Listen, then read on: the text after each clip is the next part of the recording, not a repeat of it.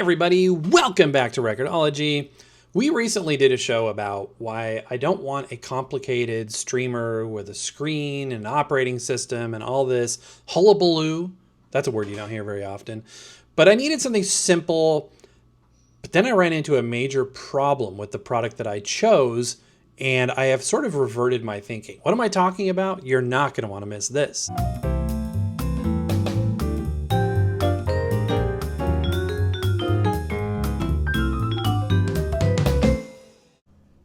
If you've watched this channel for any amount of time, you'll know that I usually steer clear of Android-based products, things with screens, complicated operating systems, and overly elaborate interfaces. So why am I reviewing this? This is the opposite of a hands-off, set it and forget it kind of streaming experience. This is a streamer, but it's oh so much more. And I've got a very, very specific use case for this. It's going to solve a problem. So right or wrong, many will say wrong, I am fully vested into the Apple ecosystem of streaming music. Apple Music is my platform of choice, which is good and bad. It's a great product, great selection, great quality, etc. However, there is an inherent issue that Apple has created by the way that they do business with third-party products, such as these, in that they don't allow third-party products to natively integrate Apple Music as a service unless it has an Android operating system. And that's why we're looking at an Android-based product, which I usually would shy away from. This does a lot of other things too. This is more of a media computer, like a media server than anything else, which I'm excited to get to. So yeah, that really sucks. And unfortunately, that's a hefty packet of silica.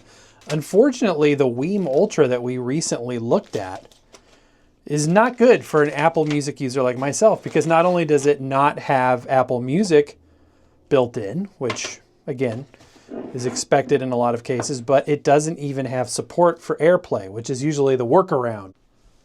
By the way, Apple increased the price of their family plan from, I think it was $16.99 a month to $19.99 a month, which is kind of a bummer, but we do get a lot of use out of it.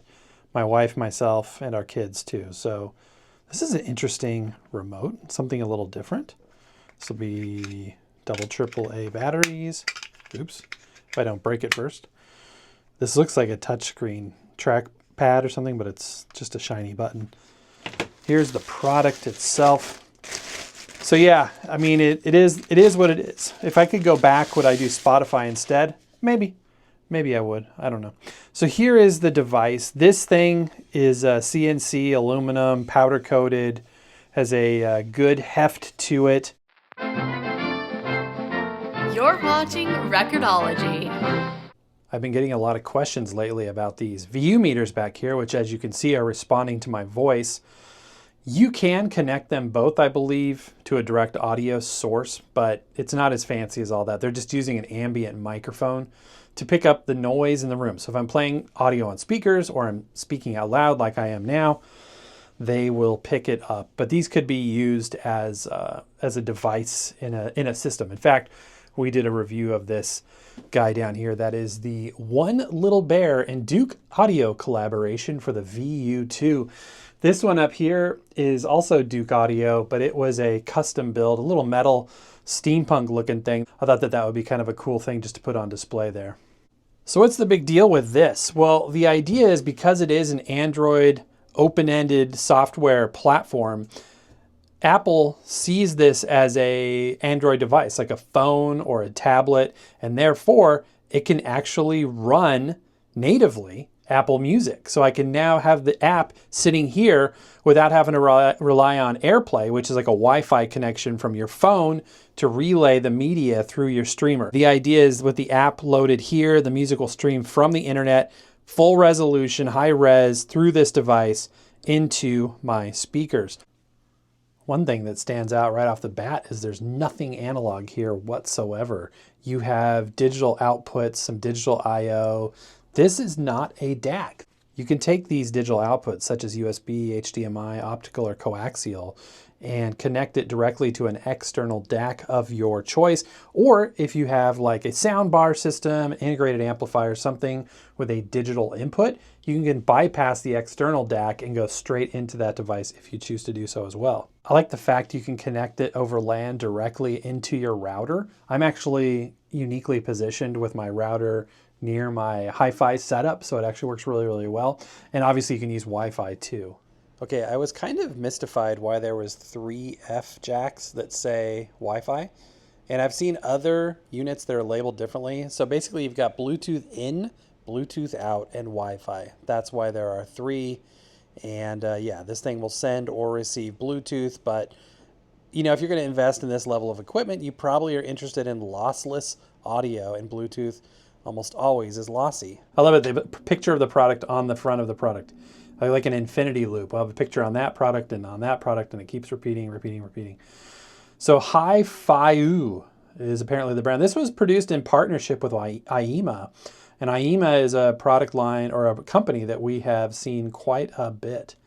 Opening animation there, I like it. As always, this is going to look way better to the naked eye than it is on camera. But yeah, there you go. I like how the front has the logo sort of etched into it. The fit and finish is phenomenal. It really does look nice. All right, here is our Android interface there. First thing I'm noticing is I can't read anything. It is not in English. So let's go ahead and again, using the remote, go down here to English. And then all of a sudden it should make sense. And do I go back? Okay, now I can understand it. So this is really the meat and potatoes of this device, is the interface. This is an active participation device.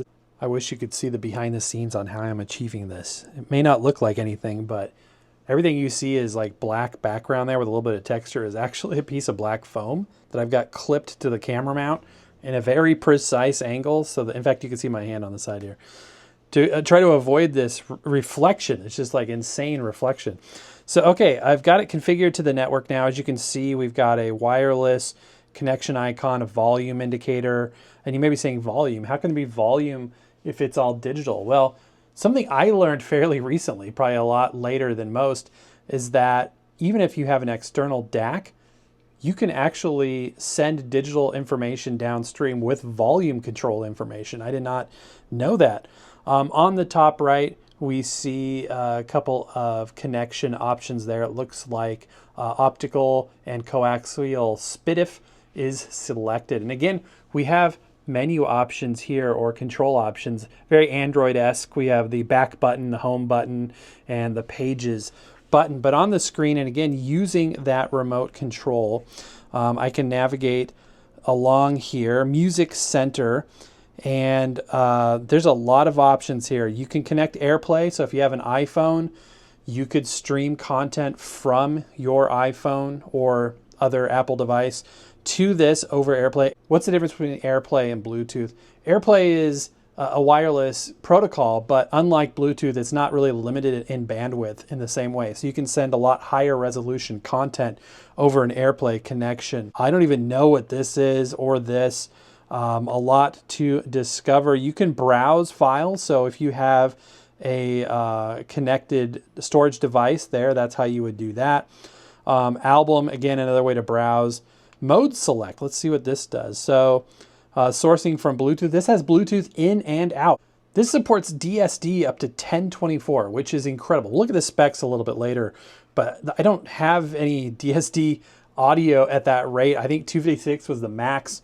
That's well above, anything I would ever need. Okay, continuing on here, my apps. So you can download different apps depending on what you need. Again, for me, I'm going to need Apple Music, so I'll get that logged in. Going back, I do like the dedicated back button in an Android operating system. I think that that's cool.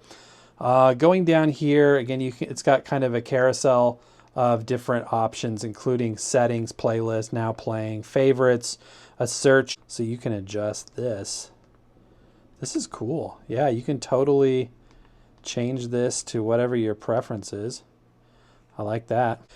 This is cool, kind of showing the status of things. So 8 gig of memory, 64 gig of storage, Cortex A55 quad core chip, and it's running Android 14. I'm so glad to see that I actually have real Apple Music connected directly on the device. And by the way, this is a touchscreen, so you can go up here and connect or do anything just by touching the screen, if you can manage to coordinate your finger to do so. And just like that. Okay, it was actually kind of a pain in the butt logging in on this screen.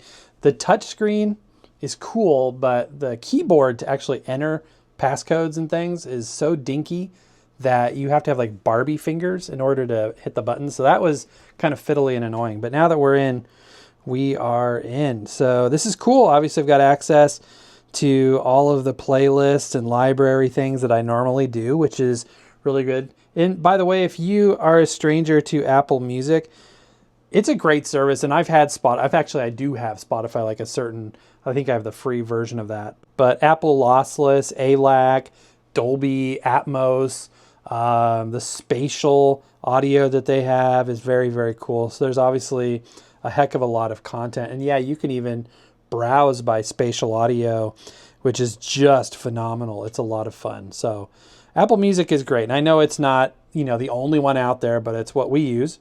And so far we've been happy with it. Of note, as far as these apps are concerned, like Apple Music, they think this is a tablet or a phone. And as such, the button size and location is designed for that purpose. I think you're holding this device in your hands rather than sitting in a box across the room from you. You could put this on the desktop, but for me, I'm going to put it, across the room in my hi-fi setup. As such, these buttons are tiny down here. Look how tiny, and maybe we can adjust those, but see, I accidentally clicked out of it and I didn't even want to. By the way, I need to figure out how to get these apps. Look at this. I'm screwing this up just because of the fact that it's really, really fiddly. So that's not a good layout. Like that's not conducive to anything that I want to do here. So, having this on this little screen across the room is actually not that cool. Yeah, having this like little control interface on the right side of the screen, it's just so tiny. So tiny. Even on this sizable screen, it's just kind of dinky and inconvenient. Okay, so here's how we're going to do this. I've got a Dolby Atmos surround sound system, which is going to be the head end unit for my living room setup. This streamer device is fundamentally different than what I had in here before, which was this Weem Ultra, which has all sorts of inputs, outputs, analog, digital, pass-throughs, etc. But it's its own DAC, etc. But it just wasn't conducive to an Apple ecosystem. So for me, personally, it just wasn't the best choice. And this thing right here is purely a streamer. There's no DAC. It's digital in, digital out. So it's grabbing digital audio either off of hard drives, or it's grabbing digital audio off the internet via streaming music, etc., and sending it down the line as digital audio.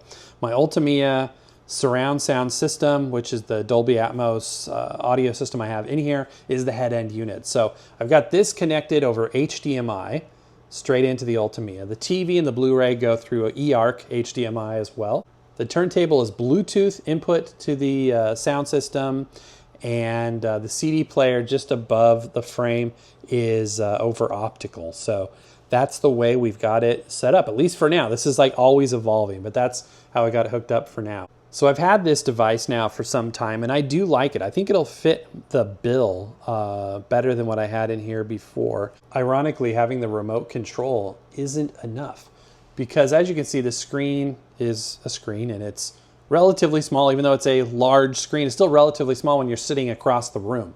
So you can't see the icon names. You're not gonna be able to control the touch screen from across the room. You're not gonna be able to see much. So there is an app that is sort of a generic app that I've got connected to this, and it's functional. It's not the greatest thing. In fact, it gets a little wonky, kind of like a infinity mirror of, screen within a screen. But at the end of the day, you can physically control your Apple Music. You can surf around the device. You can do what you need it to do. And for me, I can control the Apple Music, which is the biggest thing. So that's really what I'm sourcing from this. And then we are going to go ahead and try to throw a thumb drive on there with some audio as well, kind of see how the interface is. This thing does a whole lot of stuff.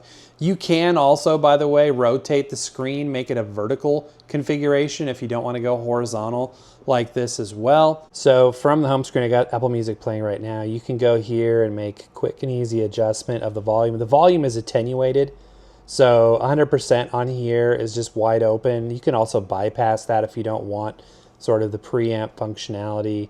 One thing that's really cool is this has an upsampling mode. So if you're listening to lossy, low-res music, you can actually turn on the upsampling and it will upscale it for you, which is really, really neat. And of course, there's dozens of apps and things you can download. I'm downloading the iHeartRadio app right now. Okay, I put a thumb drive in the back of this unit. And again, you can put in a hard drive, etc.